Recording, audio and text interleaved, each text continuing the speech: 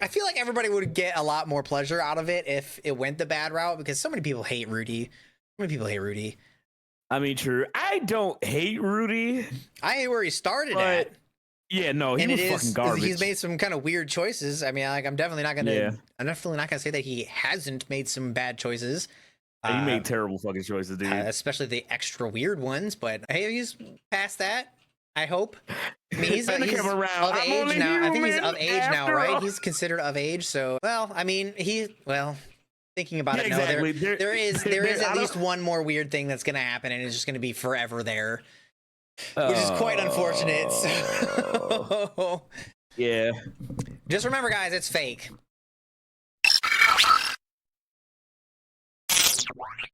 One. Hey, what's up, everybody? It's your boys, and we are back with the 41st episode of the DNAnime podcast. My name is Beautiful Crow, and this is my co-host, Vic Seal, and we are back with another anime banger. But before we get into the meat of this anime podcast burger, we got to get the business out the way. If you guys want to help support your boys, hit that like button, hit that subscribe button, stay up to date with the podcast, help your boys out. What do we do to you? We provide you our terrible anime opinions we and need takes. Help me, sir. Can I have another? Please, sir. Just one more view. One more like, one more view. Please hit the bell. But we are back to chill and hang out and talk about some anime. Vix, how you doing today, man? I'm doing pretty good. I got a nice long sleep in, even though I stayed up really late working at the factory. You know how it is sometimes. I was about to say, I saw it pop up. Don't worry about what factory I'm talking about. Just know that I was working. I was putting in the work. Oh my God. The children yearn for the mines. But yeah, I got a good amount of sleep in. We woke up, and then as soon as we woke up, like, we had to go pick up some sodas because I ran out because they stopped selling all of my bangs, which is awful. So I'm trying to find a replacement before they get completely sold out, and I can't find any. You know what you need to do? You just need to buy I was thinking about that, but I was like, the ones that I buy are 300 milligrams. How can I drink like 7-8 flavors without just like having a cardiac arrest? Yeah, okay. So you would just have to take like a sip. You just have to take a sip of each and then do a tier list. So you can find that special one. I thought about that. It'll be like I also thought about, you know how expensive that would be? Each of those cans is like, they're like $250, $260. There's just, it's so expensive. I have thought about it, though. I might your guys' views. I might have to do that in replacement for the bread stream, because apparently South Carolina doesn't have bakeries, so I might have to do that as a replacement. Wait, really? Dude, the closest one to me is 2 hours away, and otherwise it's like, not counting the like in-store delis where they only have like the white bread. If I want all of the other breads, there's no bakery nearby that has like any of the breads that were suggested. There's like one that had one of the breads. Otherwise, we have to go to, there's like a sub shop that we have to specifically order subs without any of the stuff on it. Oh no, that'd be terrible. And I was like, that would just feel so weird. I want to just go in and get like a loaf of bread, cut it up, but then I also would feel bad because then almost all of that bread would probably go to waste. It would go bad before I absolutely ate it. So I was trying to figure out a way to like get rid of the bread, but I don't know how to do that once you open it, because donation centers don't take it once it's open. And I was like, well, that makes sense. Yeah. But you just got to make a bunch of sandwiches.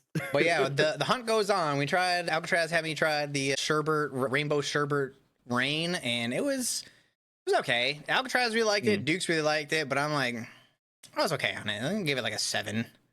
Maybe. Yeah. But yeah, we could feed the ducks. We do have a pond near our, it's like a 2-minute drive or something near our house that we could just like throw bread in. I don't know how much they would appreciate that, but there are geese over there. Definitely could go bad. Could be fine. You guys ever been around geese? Them things are mean. Yeah, we just come back, got a black-eyed geese beach ass. But yeah, we definitely had some options coming. We have a bunch of C4s coming in Tuesday, so we'll see how those are coming in. Not the drink. C4 Ultimates, the drink series. I promise.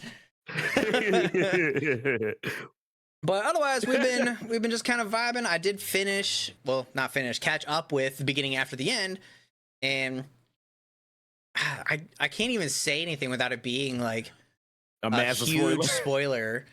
Well, just give your general feelings. How are you feeling after you reach the end of the beginning of the end of the beginning? I think it's really good. I really like it. It's really enjoyable. Their mana system seems to be pretty well fleshed out. It's a little they leave a lot of room for like mystery, but they do give you like a lot of variety within them, and none of it a lot of it feels like folklore accurate, where humans, dwarves, and elves, you know, they all exist, they all have mana, but then they all have their diversities of different types of mana. And most series was just like elves are loved by mana, so they just have big spells. Well, this time they have a different type of mana, and I'm like, oh, that's way better. I like that way more. So like that was cool. I like that. The character, you know, the main character isn't just like obscenely powerful. Like he is, but he's not the only one. So I also like that because I get so bored when the main characters come in and they are just astronomically powerful. I will just not watch those anymore. Like, it's not interesting. However, there is one that I just picked up that I don't hate. I won't say it's amazing because I've only seen one episode of it. I think there's only 2 out right now. It's the guild receptionist one-shots any boss so she can clock out on time. And that one is pretty funny because that is exactly what happens. Is she goes in, and in the first episode she just one-shots the boss so that she has less paperwork to do amongst the adventurers so she can clock out on time. How is she so strong? They haven't explained that yet. So they kind of hinted at it by like suggesting their mana system, but we don't know for sure yet. We can only make assumptions, but it's pretty funny. I have like nothing on my list because a lot of it is falling into that main character is really overpowered sequence, and I just don't want to watch them. Like I used to have 15 anime on my list a season, and I just would like start to hate some of them because it's like the main character is either OP right out the gate or is useless and then suddenly becomes OP, and I'm like, I don't really like either of those. I like it when it's a struggle. I want them to, you know, like grow. I want other people in the series to be useful. I don't like it when only one character in the entire universe is omega strong, and it's like, I mean, he's cool, I guess, but what about this chick, or what about this guy? Someday they'll figure out how to write women at some point. That's never going to happen unless you're Full Metal Alchemist. Full Metal Alchemist. See, maybe that's the secret sauce. Full Metal Alchemist, amazing women characters. Frieren, amazing female leads. The shows are great. Maybe that's what people need to focus on. Dungeon Meshi, I hear, also has really amazing female leads. Yeah, I haven't got to watch that yet. I keep seeing things about it, and it looks really good, and I really want to try it at some point. It's so crazy to me because it's like, I watched Delicious Dungeon. I need to finish it.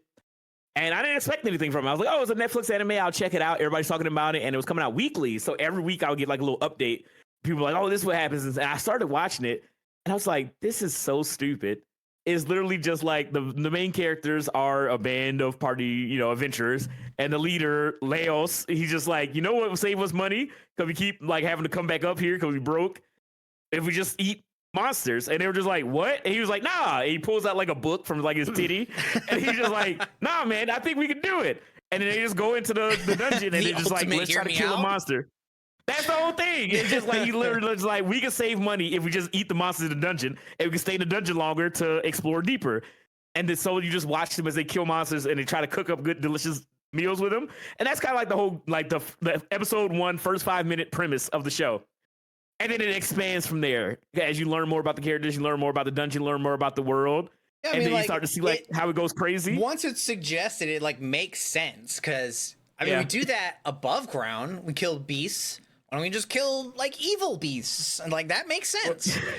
Like everybody in the party is thinking like you, and then is the one elf girl who's just like who's just like, this is the worst thing ever. I don't want to eat any of this stuff. It is terrible. And then she just kind of like freaks out. But then after they cook it, because they meet Senshi, the amazing, immaculate, like terrific, like chef that they meet, who's like a dwarf. And he's like, oh, I can cook this up for you. And he just starts like, he joins the party. They cook a bunch of meals. She freaks out every single time. But then once she eats it, she's like, this is delicious. And they never spend no money on it. And it's just pretty much just like them going on adventures and cooking whatever they kill. And then as the show goes on, you know, the actual plot starts to kick in. I would highly recommend Delicious Dungeon. I need to go back and finish it. As you guys know, I routinely don't have a lot of time to watch. But actually, I do have updates. I got updates. I've been watching anime. So, Vix, I want to talk about this. I watched a couple of anime, right? But first things first, I watched the first episode for ReZero Season 3. And I got thoughts. I got very, very impactful thoughts. I won't go into too much detail. I'm behind because I believe ReZero Season 3 came out like a last season, if I remember correctly. Last season. There is another part to it. So the first 8 episodes, I think, of Season 3 is they're out season. now. Now there's another one this season. I think it's just season 3 part 2 or whatever. Okay, because I was honestly confused. Cause I was like, oh, I want to catch it with ReZero. And I was like, where did I stop? Because there's Season 1, there's Season 2, Part 1, and Season 2, Part 2. And I was just like, wait, did I stop in Season 2, Part 1? Or did I finish Season 2, Part 2? So I had to go check the episodes. And I was like, okay, I'm at Season 3. So I'm just like literally 8 episodes behind. And like I told you before, you know, the first episode was an hour and a half. And we kind of talked about it briefly. And I kind of wanted to bring this up because you asked me, like, how do I feel about having the first episode be like a film, feature film length? And normally I'm just like, you know, I don't really mind it at all. Like if something's good and I'm enjoying it, I'm fine sitting down and like watching a lot of it because I'm just like, it's more than what I want. You know what I mean? Right, yeah. Only if it's good. I'm an American. If it sucks, I don't want to watch 90 minutes of it. Yes, but also now I have a slightly different opinion because I watched the first episode of ReZero. It's good. It's ReZero. I won't go into detail because I don't think you started it right yet. Not yet. But I do want to say, because you posed it up, you're like, how do you feel? Would you like the 1 hour and 30 minutes, or would you like them all split out and coming out in weekly episodes? If this came out in weekly episodes, I'm not going to lie, I would be annoyed. Because a lot of the beginning of Season 3 is kind of just like a little bit of like getting all the characters together, kind of like talking about what's going on, some recap, starting to build up some more intrigue for later in the season. So the fact that they release it all in an hour and 30 minutes, just like one big solid episode, because some of it does kind of feel like fillery, you know. There's some bits where I'm just like, what? Okay, what is going on? And they kind of hit some stuff, but there's some interesting things going on in this season. So I'm like, I don't feel like too like it's not bad at all. Mm-hmm. But I was thinking to myself, I was like, well, if it ended here, nothing would happen in the first 2-3 episodes. You know what I mean? like each individual chunk of the first episode would have been like not much has happened. There'd be like one intriguing story bit every single episode. So I'm kind of glad that they all put it as like the beginning of it. It was like this marathon. So it's like, all right, you get to have all the characters together. They're having a good time, kind of getting like an update. I will spoil one thing. It's a small spoiler. But the Season 3 starts. Yeah, hands up. Hand will go down once the spoiler's done. It's a year later. All right, spoiler done. So that's pretty much it. So you put your hand up. I was going to joke about it, but you put your hand up. I was like, all right, now I got to treat it like a spoiler. You said it was a minor spoiler, so I was like, hey, just in case. Isn't it minor? I didn't think you meant like microscopic. Like, is that even a spoiler? A year later? I'm so weird because I think me and you are the same. I don't care about spoilers, right? I don't. It's so hard for me to like identify when I'm like doing a spoiler because I don't give a fuck. I just want to know, like, tell me the cool thing so I can like go watch it. Like, I want to go see. I like to hear about the cool thing. I'll make my own opinion. I like to hear about the cool thing so that I can see how they got there. So many people hate to hear about the cool thing because they want the cool thing to show up unannounced. But I can tell you about the cool thing. There's what made the thing cool is what happens beforehand. So as long as I don't tell you that part, I feel like I should just be able to say whatever. But yeah, but I try my best to be cognizant of it for people, because again, people do deserve to go through things unspoiled if they just want to watch it fresh. So I try to be as cognizant as I can of that. So I was like, I know it's a small thing. It literally happens in the first 5 seconds of it. Subaru. Well, here's another little small spoiler. He's like training, and then he kind of just announces, "Oh, it's been a year." Yeah, I know. Again, this is nothing. But so I watched the first episode of ReZero. I finished it earlier this morning, and I got done with it, and I was just like, all right, so ReZero is incredibly popular, so everybody's pretty much watched some of it, right? And one of the big pain points, I think, in general, because ReZero is great, and I really, really enjoy it, and I love all the characters and stuff like that, but Subaru's personality, I know that was like a big talking point for a lot of people when ReZero initially like came out. And I didn't have like a big issue with that, right? because I feel like you understand why Subaru is the way that he is. He's obviously dealing with insane like things. Like obviously he has the return by death, so people don't understand. That like was what he's a lot dying. of people's complaints were in the first season, where it's like everybody was hating on Subaru for being like a screaming little crybaby, and I'm like, I don't think you understand what's happening right now. Yeah, like this dude, man, like when he dies, he doesn't forget that he died, and he feels all of it. So he knows how it feels to die millions of different ways. I feel like he's kind of allotted to like he's a little bit allowed to kind of go a little bit unhinged. It's more impressive that he comes back from being unhinged. So, which is, there's so many good moments in the prior seasons. I say good moments, but they're extremely fucked up. But it's like, it's like, you know, obviously, probably, yeah. I mean, it was like the whole gimmick of the show. Obviously, is, you know, he essentially has the power of a save system. You know what I mean? Like he can set a save point, or he doesn't set it, but he has a save point set, and if he dies, he goes back to that. And he's trying to like figure out like what's going on, the mystery of where this coming from. He got isekai into another world, while also trying to help the people who he cares about and that he's grown to know and you know, meet and learn about and care for. You know what I mean? And you watch his relationship with Amelia, Ram, Beatrix, everybody after that. And once they got to the part where they kind of showed, I think it was during the trial, where they showed Subaru's past before he went to the new world, and his mother and how he feels about all this stuff and everything he's going through, and kind of like his mindset. I was like, oh, I totally understand. When they got to talk to his dad, that was really deep. Yeah, like I thought that was really, really good. That was really when it. he like kind of fell into the role. Like before he was, you know, just like he was the MC, he had MC syndrome. He wanted to, like, in all honesty, it would be hard to not die and then just appear in a fantasy world. You know that you're in a fantasy world, and it would be really hard to be like, I mean, I feel like that's a little bit, I feel like I should be the main character at this point. I feel like anybody would kind of get a little bit inside their own head, and then he gets swatted down, and you're like, well, maybe not. So. Yeah. You know what's crazy though? Somebody made a post on Twitter that made me have to like rethink it, because Subaru didn't die and get isekai'd. Yeah, he just disappeared. Yeah, he literally came out of a convenience center and was just in the other world. That's so weird. Like, I don't even know how there was no summoning circle. There was no like channeled magic. He didn't die. Truckun never made an appearance. I still don't know how he got there. I don't know if they ever mentioned it or not, or if it's like ever mentioned in the light novel or the manga series or whenever. I don't know. That's so weird that they're just like, hey, you're in the other world. Good job. Yeah. Exactly. They kind of hint at who might have brought him there, but it's like, how did you do that?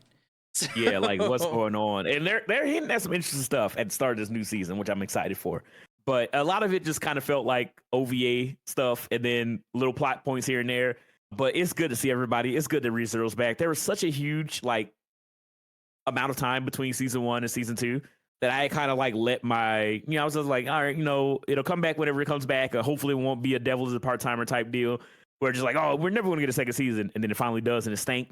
And then when ReZero 2 season 2 came out, I was just like, yo, this is awesome. I love ReZero, but I will say that's okay. So we did talk about like Subaru personality before the White Whale fight, and him having to reconcile with everything that he had going on personally. You know, his character was a little bit annoying, and I didn't dislike Subaru as much as other people, but I can see where they're coming from. I thought he was pretty reasonable. He was a little bit on the kind of annoying side just because he was very like self-focused. I do understand how he got to that mindset. So that's why I probably didn't hate him as much. I was like, I get it. Like I said, you get dropped into a magical world full of magic and spirit arts and whatever, and you're like, clearly I'm the chosen one. Clearly. Yeah, because he dies and he comes back, and it's just like, okay, that means I need to figure out the best way to solve this. So it didn't feel like real life to him for a while. It felt like a puzzle.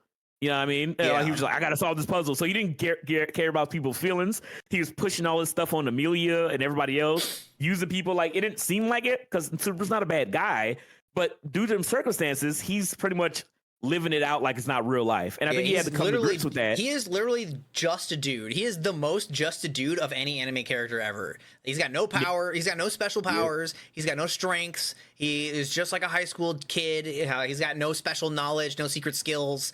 He is just a guy. You know what's hilarious? Like, this is what would happen if you actually just got isekai into a world of spirit and magic. Like, this is what would actually happen, except for you don't get to respawn. So, are you sure you still want to get isekai? Remember this, weebs. So. I know, yeah, exactly. Don't look at that Trope too fondly.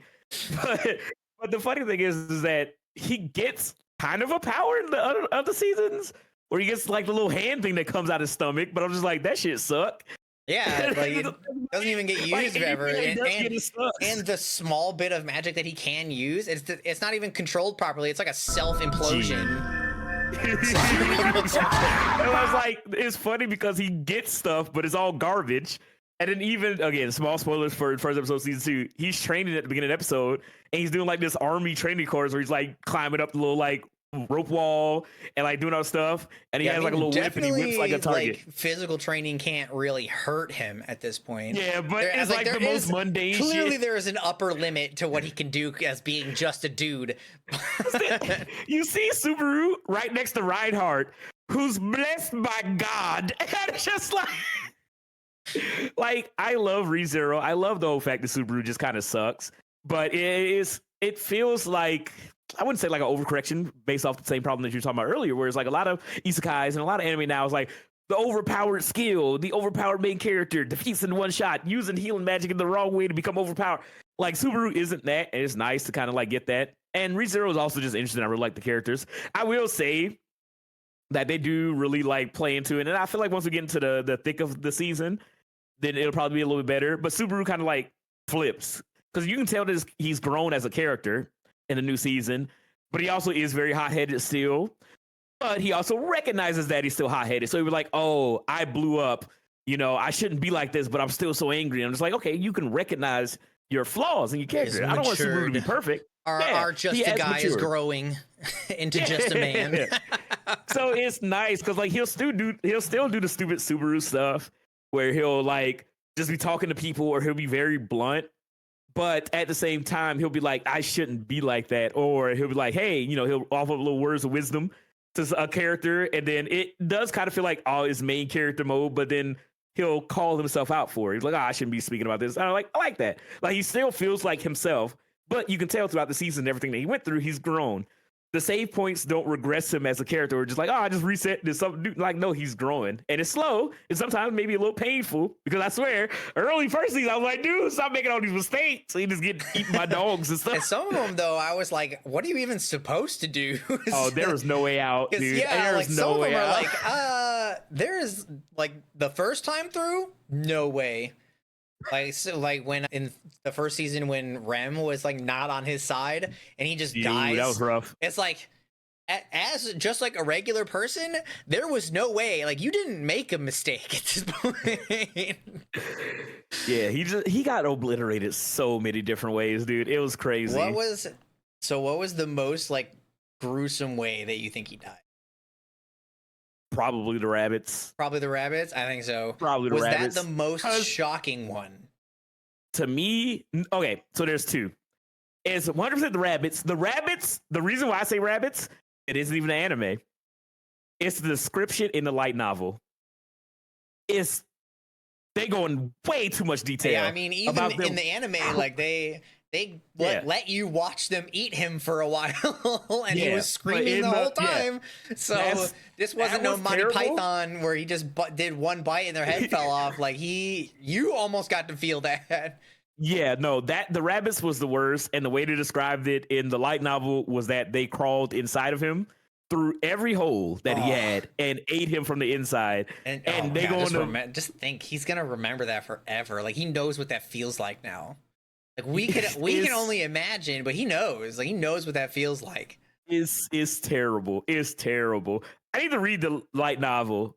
It's so graphic. Are pretty sick, it's so graphic. I think they do like essentially what ifs where they go down like different routes, because he's got different endings for each Seven Deadly Sin. Yeah, each Seven Deadly Sin he has an ending. So it's like the sloth ended and the pride ended, and they're cool. There's a Subaru that apparently. I think it would be sick if they ended up doing a new series for each path. Like, if they do the Full Metal Alchemist thing where they just like branch out, because I'm pretty sure it starts off the same, in each route, and then it diverts depending on like a certain choice that he makes. So if they just like when the main like Route Zero gets to the essentially flashpoint, just release a spin-off, and then that would be the new route. And I was like, that would be so sick because I want to see all of them. Sick. I want to see all the routes. They should do like OVAs for each route. I don't know if they would have to do like new series though. I don't think an OVA would be able to cut it. Maybe like, not. Like, you think that imagine each route would be just as in depth as what's going on right now? You think like in one OVA? That would be crazy. How much OVAs, anime? They would almost ruin it. It would be way too fast. It'll be 6 other anime though, because you have to do every single other 7 Deadly Sin. But it would be 1 episode per. So like route. That's what OVA is. It's just one video. Yeah. So that's what I'm saying. Like, give me a 50-minute episode where they kind of like detail the normal stuff that you did beforehand, and then where the routes diverge, like a what if episode, kind of like the Marvel What If series. Oh, okay. Like you just have like a 50-minute like. Yeah, okay, so like you do the recap. I thought you meant like so the OVA is the branch that goes into the new series. Okay, that'd be pretty cool. I'd be down for that. That's what I would think. Like everything else plays out normal, but then whenever he makes the decision is where we go. I think we're far enough in anime where most of the branch points already like occur. Because I think him meeting all the witches and everything like that is kind of like the moment. Is the butterfly effect moment after he meets all the witches when he's talking to Echidna. So I think that's probably where it splits. And I think it would be super interesting because again, shout out to TikTok. It's still here for the next 90 days. But that's where I saw a lot of the routes because there would be like, I was scrolling and one guy I've seen Bride's route, I think. I've seen potentially where that went. And I was like, that would be hell. Yeah. that would be actually hell. Thing is, the messed up thing is that all the routes are bad, and we're looking at the good route. And the good route is terrible. Everybody who hasn't read Imagine ReZero right now. This is the best route so far. This is the good one, the least painful one. So just imagine where that goes with the other ones, and it's like the closer that it goes to like the end of their routes, the worse it gets. And I think Pride is probably the worst one, and then. I guess I can't really say that because I don't know how much farther it goes, but it's definitely not fun. I don't think I would want to do that. Yeah, I just keep seeing this photo of white-haired Subaru, and it's just him just looking like miserable. And that's all I know. I don't even know which route that is. I just keep seeing. I was like, what did this man go through? I think a lot of series could probably go like continue their series using the Brotherhood method where they just like branch off. My Hero did it with Vigilantes. True. Well, that one's not quite the same. It's not quite the same. That was more like a prequel. Yeah. Mushoku Tensei could absolutely do it because 100%. there is already a good and bad route, and we already know what to look for to know which route we're in. So the next time that we see, or the next season that we see, we'll be able to know if we're in the good or bad route. I'm kind of hoping that we're in the bad route because that shit is wild, but at the same time, I don't want him to go through that because it's not just him, it's everybody. And it's like, maybe you should just stay on the good side. But at the same time, it's like, I feel like everybody would get a lot more pleasure out of it if it went the bad route because so many people hate Rudy. So many people hate Rudy. I mean, true. I don't hate Rudy. I hate where he started at. Yeah, no, he was fucking garbage. He's made some kind of weird choices. I mean, like I'm definitely not gonna say that he hasn't made some bad choices. He made terrible fucking choices, dude. Especially the extra weird ones. But hey, he's past that. I hope. I mean, he's of age now. I think he's of age now, right? He's considered of age. So, I mean, thinking about it, exactly. No, there is at least one more weird thing that's gonna happen, and it's just gonna be forever there. Which is quite unfortunate. So, yeah. Just remember, guys, it's fake. It's fake. He's not going to do. It's gonna be weird. It's not real. Don't actually do that in real life, please. Maintain your sanity. Your barrier between real life and anime. It's not real. Don't imitate him, please. Yeah. Yeah, I can't really defend Rudy on a lot of different points, but I enjoy watching. I enjoy watching the story. I like the world. I like the magic system. I think the characters were written very well. It's just a lot of weird shit that you can't defend. that he does. Yeah, a lot of the weird stuff that he does is like you can't even say like wait for him to grow up, because like that's the problem, is that he is kind of already, and that's why it's weird. So and they just got to keep reminding you. It's like, hey, by the way, remember this is weird, and he's like an old dude. He's like 30 something. I think he's old, dude. He's old. There's no fucking anyway. Whatever. We can get into this all. Regardless, day. I do want to see more of it. It is good, even with all the weird stuff in it. And you'll have to. But I will say I am, 25, 30 years anime vet. Like I can push a lot of stuff off to the side.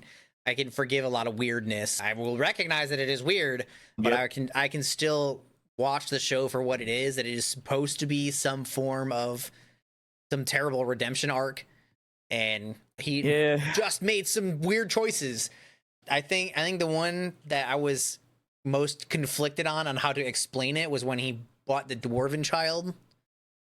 I don't like he didn't set up slavery in the world, right? So, and oh no. And so he went out and he got one. He got a dwarven slave, and like he didn't mistreat her or anything. It was more like he just kind of adopted her more so than he bought a slave. But he bought a slave, and you can't really say that was the right choice. He could have maybe done something else. It is part of the world that exists. So it's not like he structured it to be like, yes, of course, let me go grab one of my slaves off the street. It was a system that was already in the world, and he made use of it, fucked up as it may be. I don't want to say it was good, but I don't want to say it was bad either. It's like all I got to say is I'm really tired of slavery being a. Why is there always slave? There's always slavery. It's like always there. At least with Notorious Talker, they made it so like that was awesome. At least they did it the other way this time. So. Because the whole thing with it was like they committed a crime, and it's medieval times, and it's just like you got sold into slavery, so you pay back the thing. You know what I mean? I was like, that makes sense. But when it's like dressed up as like something nice, that's when it starts to bug me. Because it's the same way. Not very often do they dress it up as like this slavery part as. Huh? Shield Hero, not Shield Talker, Shield Hero. Okay, so you're just like, oh yeah, Raphael, you gonna be my slave, and then the little bird chick, she's like, yeah, you'll get a slave, but it gives you power. So I was like, call it something else. Call it like you're in my employee. The slave trade itself is not framed well. It is also considered illegal for that. The bonuses that are given are not because Raftalia is a slave. It is because he is the shield hero, and all of the heroes get their party's stat bonuses. The slave crest, though, hey man, that's all negative. That shit's fucked up. And it's just like, you can't deny me. And she's just like, I don't want to deny you, Christian Grey. I mean, Shield Hero. I was like, what are we watching? Like, come on, man. I don't want to see 50 Shades of the Shield. In regards to Philo, the little bird chick, she was hatched in his like possession, so she's not really. She like wasn't really a slave. She did also get the slave crest, so she like became his slave. But again, he's not treating them like slaves, and he is like, you are all free to go as you please. None of you are stuck here, and they are keeping it as a symbol of loyalty towards him. I mean, it doesn't make it necessarily any better. However you want. I mean, it doesn't make it any better, but I'm just saying, like, you got to be accurate about it. Like him buying Raftalia was a bad thing because, like, she obviously shouldn't have been a slave to begin with. So. But it is again, it's not. We anime veterans. I've been watching anime since I was a youth. I would definitely be down for them to just be like, hey, go to the fucking guild and pick up like a baby adventurer or something. Do something different. We've had anime slavery for long enough. Dude, I'm telling you, it is not the same thing. But I was watching 86, and I remember everybody telling me like 86 is great. 86 is so good. I was like, I love mecha anime. I'll watch 86. And the whole gimmick of 86 is like, oh, it's these pure, amazing people. And they're like fair skin and silver hair. And they all look the same, right? And then they're like, yeah, we're the greatest nation and we're waging war. But the war is great because it's unmanned robots. And I was like, okay, let's see where this goes. Awesome. Like, I want to see the good stuff. And then it's just like, it's not a spoiler for 86. Send in the slaves. It's not unmanned. This shit came out like forever ago. But it's like, oh, it's not unmanned robots. It's piloted by poor people that we don't care about. We just throw them in there.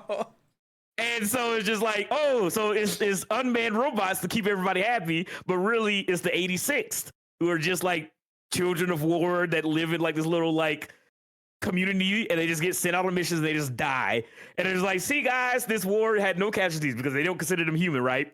And I was just like, you know what, this is interesting because you get to watch, because the main character, she's the commander of her 86th platoon, and she finds out all this information, and she's like trying to come to grips. She's like, I'm starting to understand them and get to know them and care for them, but I have to send them out on these missions where they die and then nobody cares.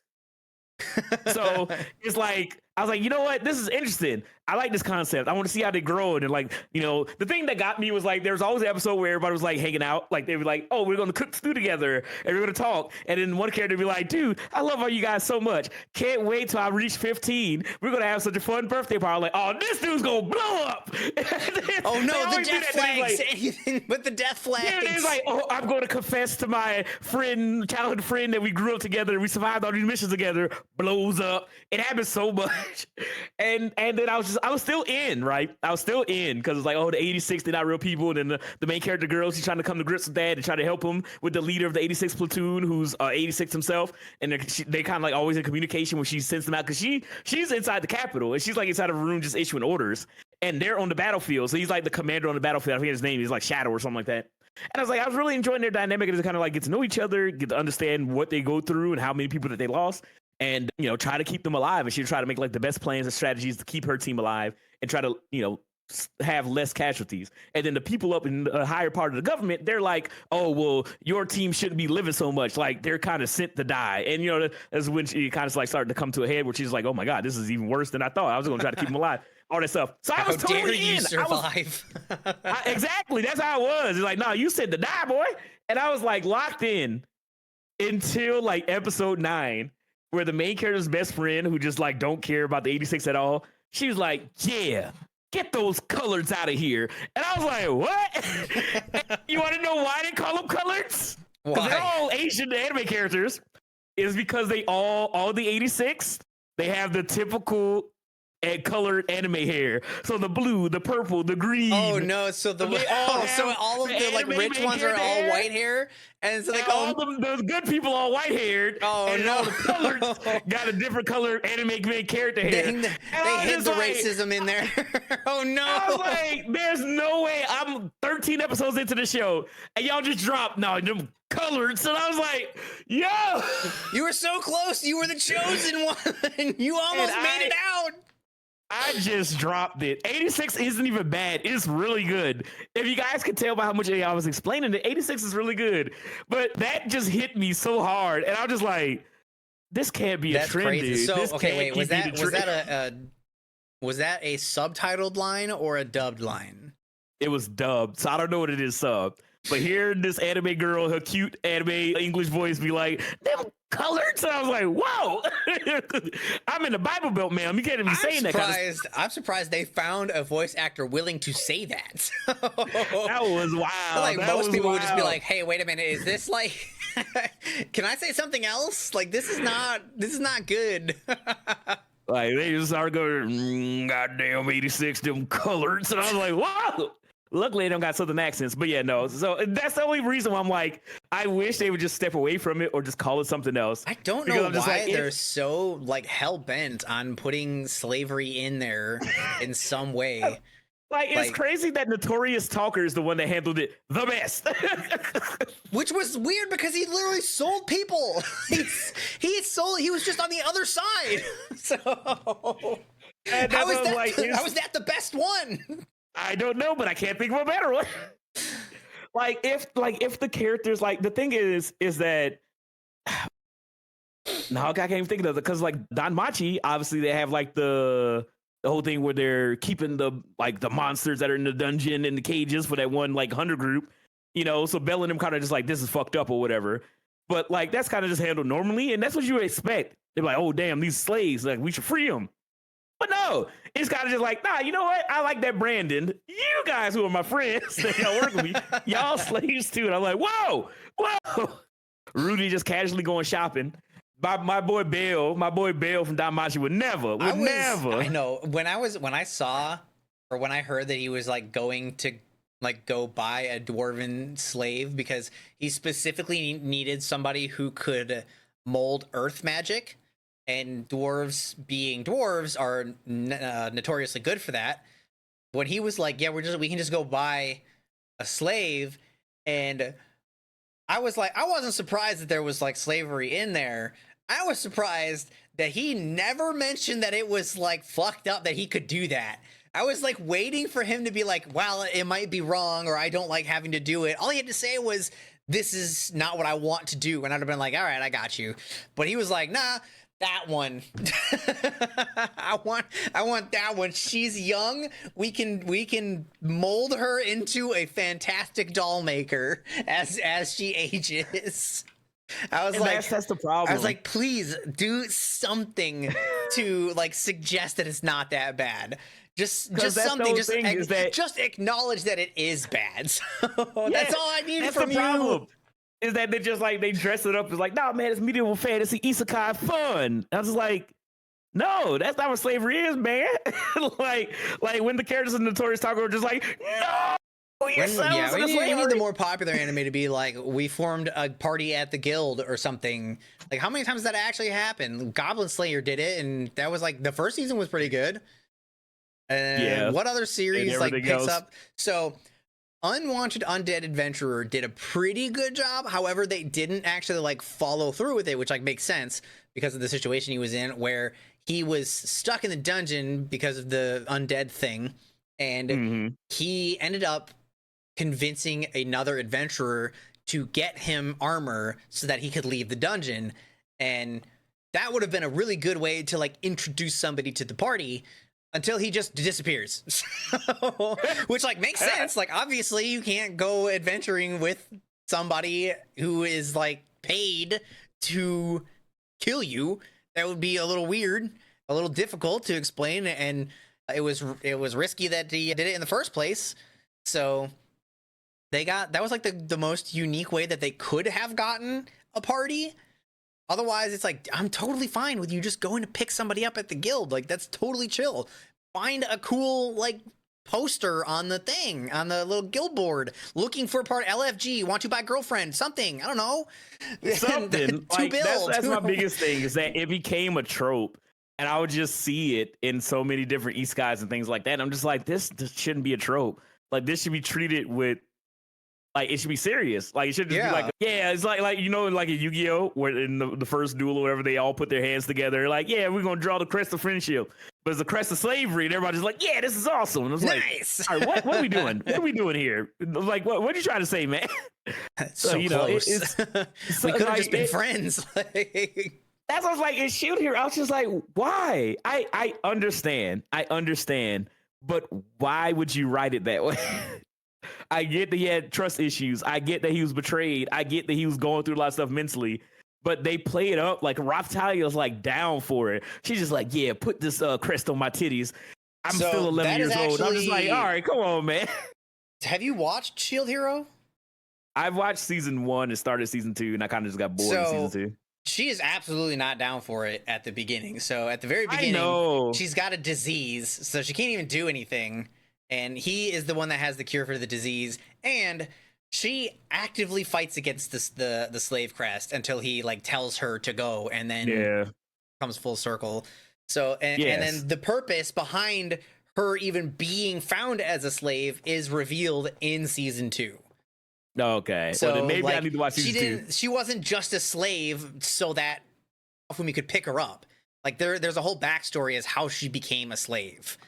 The weird part is the weird part is her aging up to match his strength. That's the weird part. Yeah, either like, be adult shaped or be child shaped. Like that's so weird that she ages up like that. So Yeah, because just like, Beast people, they just age fast. And I'm just like, hey man, big dog, we what are we doing here? But anyway, I like Shield Hero. I do. I just kind of dropped season 2 because I was just like, this turtle thing is just kind of boring. So I was just gonna wait till somebody be like, yo, this sick thing happened to Shield Hero. And nobody ever said that. So I was just well, maybe Shield Hero is bad. liked season 2. I think season 2 was fine. It was a little bit more boring than season 1 because like all of the things that needed to be done were done. Yeah, they got it resolved. So they had to like set another thing, which the beginning of anything is kind of boring, but they had to like sleepy turtle. They had to like the point of the turtle was to set the stage for how dangerous the divine beast could be because the turtle's not the only one. So the turtle like annihilating half of the continent is like that's how threatening that this is. So now that that part is resolved, they're going around and they have to collect the heroes because they disappeared. The heroes disappeared. Everybody, well, even the Shield Hero disappeared for a while because they went to the like other world or whatever the fuck. So that it while it was boring, it was just set up. So yeah, season 3 was also pretty good. I just don't know like where they're going because I was reading the manga for a while until the app that I was using just like cracked down and was like, by the way, nothing is ever licensed ever. You can no longer read this because fuck you. And I was like, well, I don't know where to read this now. Like, yeah, I mean, that was the thing is that's what I had to do. And that's when I lost it. So, oh, dang. Because I lost it 4 times because I had to keep bouncing between sites and they keep getting taken down for being unlicensed. I'm like, just give me a manga subscription service so I can read it normally. I will pay for it. So, that's what I'm saying. They make it so hard. I'm just like, all right, time to go back to my... I do pay for Shonen Jump, but I don't think Shield Hero is on there. So no, I'm like, not on. I mean, Shonen Jump is like $2. Give me another one. I'll pay another $2. That's what I'm saying. It's so cheap. Cool. If you want to give me $2, $3 for a monthly sub for a different, because like Shonen Jump is like mostly shonen stuff. Mostly, like it has some other stuff, but it's like focused on the shonen stuff. So like I would buy another subscription to focus on the other things. Like I think Free Run wasn't even on Shonen Jump ever. So I would buy whatever. Let me read Free Run. In fact, I was looking for a long time back when it was Viz Media. They had the poster on there, and it was like you could buy the book through Viz Media, but I was like, put it on the app so I can buy it and read it. Yeah, I mean that's such a big problem, man. And it's just like I am totally fine paying for stuff. You know what I mean? I got a job. I got a big boy job where I make money, so I'm totally fine. I got Crunchyroll. Dude, okay, you want to know this? Okay, this is bad. Don't listen to me. So like back when I was younger and I was broke. You know, I did have all those websites. I'm sure we all did. We're just like, yeah, I'm going to watch an episode of Bleach and Naruto. And you go to those websites and you watch them. Now that Funimation was a thing, even though it's gone now, and also Crunchyroll, you know, I watch it on there because, you know, I could pay for the subscription. But I'm not going to lie. This past weekend, I was like, just like, you know, messing around in Discord. I was like, I just want to start doing like some anime watch along so we can hang on out. And then I just looked at a website and I'm just like, wait, they got a little tab that you could change the titles of the shows. English to Japanese. Like that's really cool. I was like, oh, that you know, that's nothing crazy, but I was like a nice little touch of slice life thing. We can easily just swap it. And then I was like, oh, they also got a watch party button because that was the thing though Netflix like years ago the Netflix had where you have like the watch party thing and you all be like the little theater. I didn't know and they got rid of that like years ago. That was really cool because the thing was you could watch Netflix on your Xbox, right? And all of your little avatars would be like in the audience. And you could like, you know, do like little emojis and stuff like that with like little thumbs up. Yeah, or that too.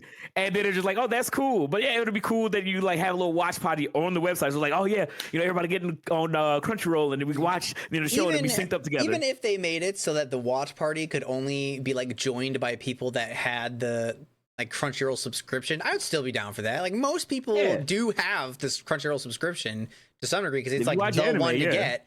So, and it's like, it also is not that expensive if you just want to get the cheaper one. Exactly. I think I have the Ultimate Fan one because I get my swag bag every year. So. Crunchyroll. Yeah. Where's your Gojo hat? My Jogo hat right here. Oh, Jogo. There you go. You ain't wearing headphones now? I did not think you had that on hand. I'm not wearing my like hand in fact do this now. Do I get my Naruto? Oh, okay, we can't get bits. We can't do bits, video, audio only. Anyway, but yeah, so I think that it will be a good idea. Crunchyroll, steal this from me. please, and then pay me an exorbitant amount of money, and I will. Any royalties? I will, This is my idea. Yes, my idea. Do not steal. But you should just give people who have a subscription like 5 watch parties a month or whatever, right? And they're like, hey, you know, I want to watch this anime, and you watch it with your friends, and then that could be like their gateway into buying Crunchyroll. It's like, dude, I want to watch more anime, you know, on my own time, and then they get a subscription, but you give them the first taste for free. You can hang out and watch with your friends or whatever. Like, I think that would be cool. Like, what if they just like go the way of what was it, Mediafire back or no? What was it? I can't remember the website, but it was like it used to let you watch 72 minutes of anime. Really? Yeah, and I don't know who did it. I think it was actually Crunchyroll's free version that did it. It was 72 minutes, and they would never warn you or tell you how close you are to hitting the 72 minutes. You would just be watching a show, and then it would just stop. And it's like, you've watched your limit, and you're like, oh no, I'm 13 minutes into a 20-minute episode. That's terrible. It sucked so bad, because sometimes I'd be like, I swear I only watched one episode. And then I would just go to the next one. And it's like, you reached your cap. And I'm like, what happened? Why? Oh my God. That is terrible, dude. But yeah, I think that would be a good idea. I like, again, growing up, I would always, like, me and my friends, we would go on the weekends, we hang out at somebody's house, and then we'd all just sit down and just marathon like an anime or whatever. That would be pretty watch cool. A new movie when it came out. Like, we can't even just like kind of BS our own watch parties because they have the privacy filters on it, which I get. I understand. They're trying to stop people who don't have the subscription to like watch stuff that they aren't paying for. That's fair. Yeah, I get it. But like you said, I want some way to do that. Like, there are people that like want to watch stuff legally. And like the option just isn't there for them. Like, they either can't afford it or like they just don't know yet. So it's just, it would be so much better for it to just be built into the website to have or like into the app or something, some way that you could just, like you said, have a watch party. Because every time, I don't think anybody's ever been like, boo, watch party. Everything that's ever had a watch party, everyone was like, yeah, back then it was awesome when you could just watch along with everybody for this, that, and the third. And then they're just like, oh, we got rid of it because, I don't know, they hate people, I guess. Yeah. Pretty much. That's about it. It's just they like, hey, but we can get more money if everybody has their own individual subscription, and you guys can't share it at all. They're looking at the short term. They're not looking at the long term. You got to give them, like you said, that taste. And then they'll be like, man, I want to watch the rest of the series. Dang, could you imagine though if they did a watch party and they made it to like in the watch party you could only watch the first 3 episodes of a series and then you had to watch it on your own? Dude, that would suck. That would suck. That would suck. Don't listen to that part. That'd be the first time I'd be boo watch party.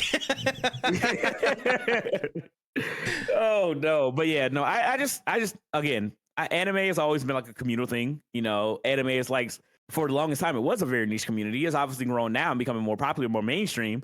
But it is kind of like it's a community, man. And being able to watch and hang out and enjoy the stuff with your friends and talk about the episodes when they come out, and stay up to date with everybody, and also just have that peer pressure, be like, hey guys, we all go watch it. You don't want to miss it. Come on, you know, so we can all talk about it, stuff like that. We watch an episode of whatever. You know, again, like Farron, I would love to watch that with everybody.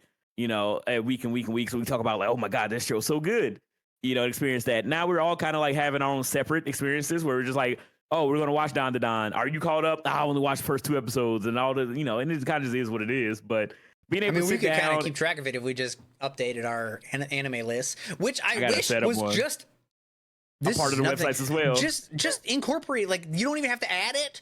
Just like whenever I watch the episode on Crunchyroll, let me link it to my watch list, and so whenever I watched it, it just updates on its own.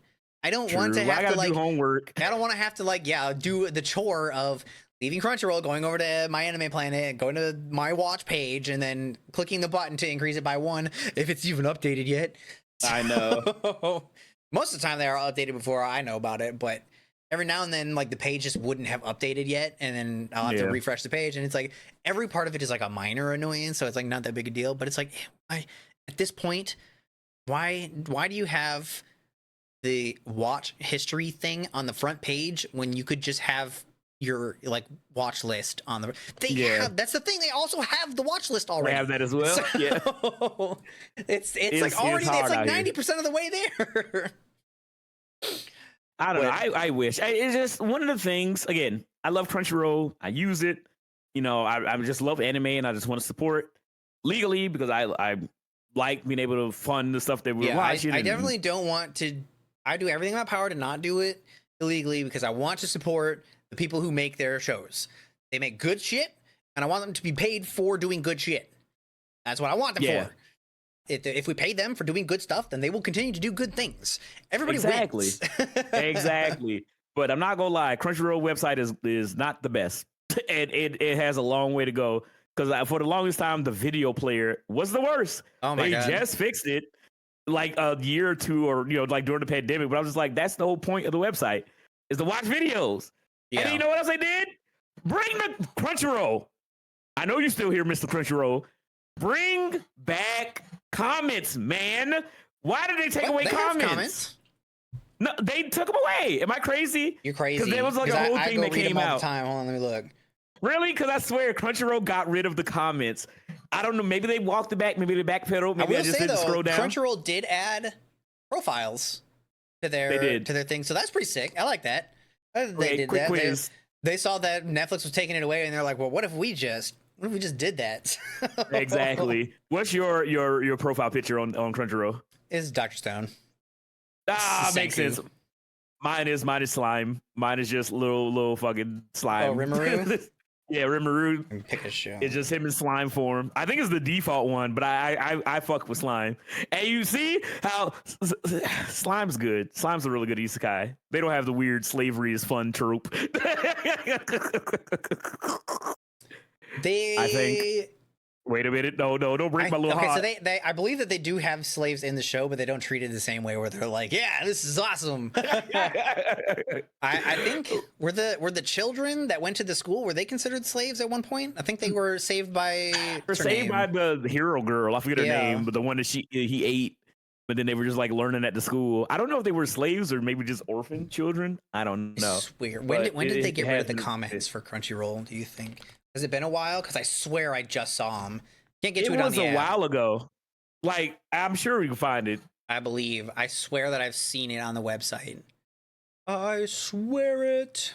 Crunchyroll have deleted all comments from their platform. This was 6 months ago, and it's a Reddit. Why did Crunchyroll remove comments? Crunchyroll removed the comment section. You can no longer leave comments on Crunchyroll content at any platform, and all archive comments have been deleted. Reason is that it prevents the spread of misinformation or harmful content. So yeah, they got rid of him, and I'm gonna be honest. Like the Crunchyroll comments for me were always fine. It was normal people just talking about the show. I never seen any of that kind of stuff. Now, obviously, this anime fandom. Obviously, people gonna say some dumb stuff, but I've never really had any issues with comments. It was normal people rating the show or talking about the episode. Time, I didn't even know they had comments. I just scrolled. I know. I scrolled down one time to go to the next episode and just scrolled too far and went down to the comments, and I was like, oh, the Crunchyroll's got comment sections. Do you watch Crunchyroll on your PC? I normally do it on my TV. I do both. Okay, because I normally am on TV to watch anime and stuff like that. I do Crunchyroll all over the place. I have it on like my PlayStation. I have it on my smart TV, my Android TV, my computer. I just go to the website, I have the app. I rarely watch it on the app though, because anime is so good, it deserves to be on a bigger screen than a phone. So exactly. I will only watch. There was one time where one of the series I was watching wouldn't update on the website, but it updated on the app. And I was like, dang, guess I gotta watch it on the app. And I was like, I watched the one on my app, and I was rationing it, or I was reasoning it to myself, and I was like, I can watch this on my phone because it's subpar. And then like one of the other ones that I couldn't watch, I couldn't get to the website. I think it was like Dr. Stone's like first season or something. I was like, I will not watch this on my phone. Like I will not. I will like wait to watch this until I can watch it on my big screen TV. So there's like anime, they have to like earn their place up on the TV. They're the hierarchy. Like I'll watch it on my phone, I'll watch it on my computer. If it's really good, it'll wait till the nighttime. I watch it on my 70-inch TV. Exactly. That primo. You know what anime is a phone anime? I'm about to say something controversial. Cowboy Bebop. Get out. Get out. That's even worse. I was gonna say Black Clover. I mean, I can see Black Clover as being an on your phone kind of deal. I feel like the first 50 they started episodes off is phone really deal. rough. They started off really rough. Like early on, I could definitely be like, oh yeah, this is a phone anime. I could see it evolving into a PC anime. So it was a phone anime. Do you want to know how it went? It was a phone anime while I was working my old job. Then I started to get like after like the 30, 40 episodes or whatever, it got upgraded to iPad anime.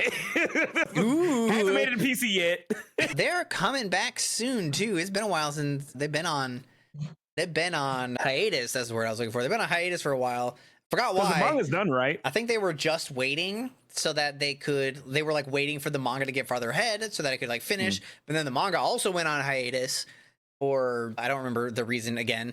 I just remember they were both on hiatus, and I swear I heard they were both coming back. So, okay, I thought that because I remember them saying like for the longest time it was like Jujutsu Kaisen, My Hero, and Black Clover all ended, and I thought Black Clover ended already, but I guess it's Black been on Clover hiatus. didn't end. It was on. Well, the manga is close to the end. There's like one major fight left, and then they said that they're wrapping it up. Like they're saying this is the final arc.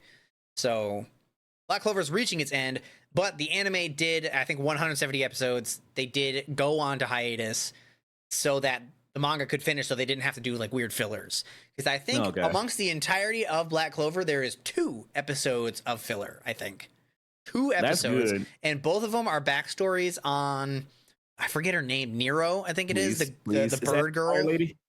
Oh, who? Nothing. No, who was it? Who are you talking about? No, I was gonna say the fire punch lady. She's fucking cool.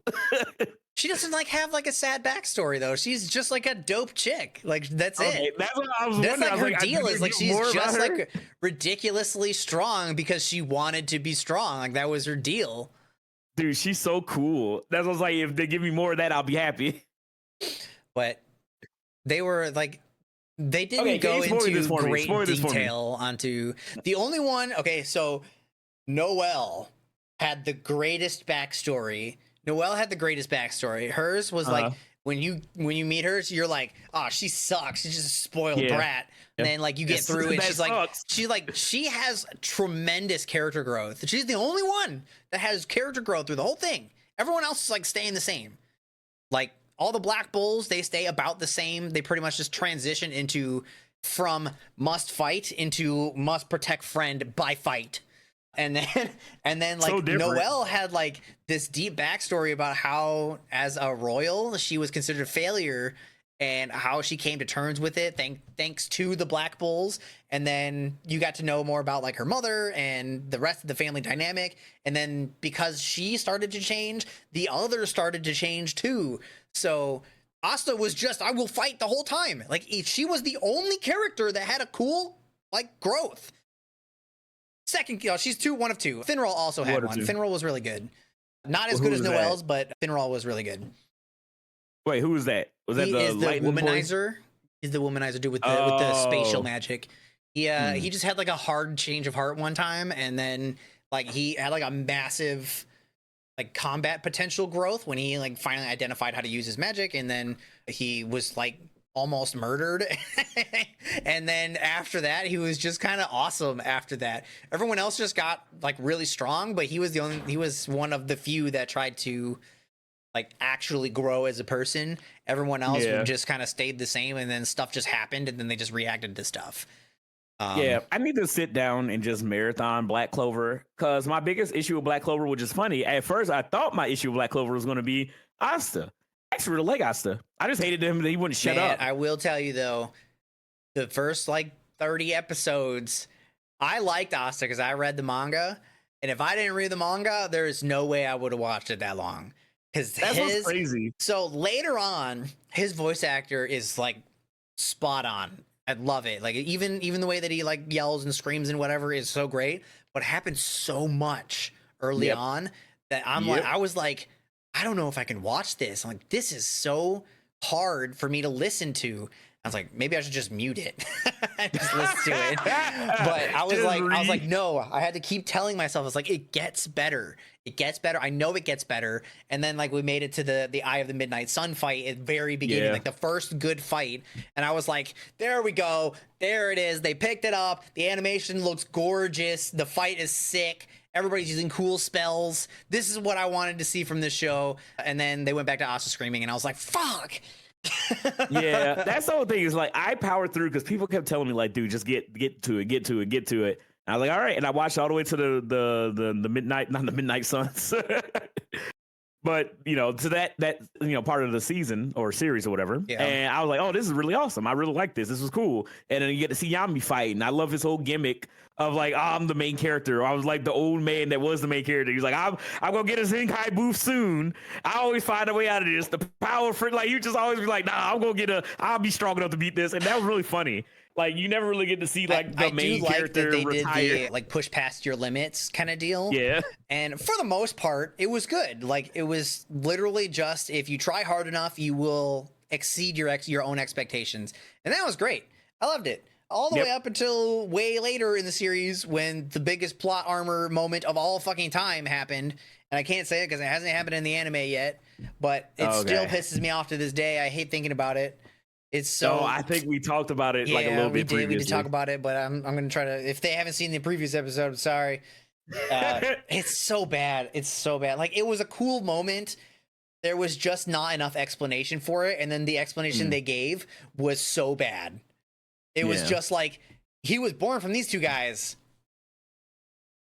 That's the whole thing. That was the entire explanation for how that happened. Was that he was born from two specific people. I was like, that's so dumb. That's so dumb. For them to break every rule in the show. Oh, I hated it so much. But yes, watch Black Clover. And on that note, that'll be the end of this podcast episode for today. Hopefully you guys enjoyed us rambling incoherently about stuff we've been watching, stuff we watched previously, and just getting passionate about talking about anime. If you guys enjoyed the podcast, give us a big thumbs up, give us a thumbs up, give us a like, a comment, and a subscribe. And join the conversation. You get the little notification icon. Exactly. Hit the bell, stay notified, stay up to date. I mean, come on, man. You get the newspaper? Get a newspaper every Sunday. Get the podcast every Sunday. Come on now. Who needs newspapers when you got DNAnime podcast? Exactly. We talking about all the hard-hitting, the real world news. The comment section being removed from Crunchyroll 6 months ago. But hope you guys enjoyed it. We'll catch you guys next week with the 42nd episode of the DNAnime podcast. I hope you guys are enjoying it. Hopefully you guys had a good time. Hopefully you guys had a good weekend. I hope you're ready for the start of your next week. We'll see you guys next Sunday. This has been Beautiful Crow. This has been Vic Seal. See you guys then. Bye. Bye.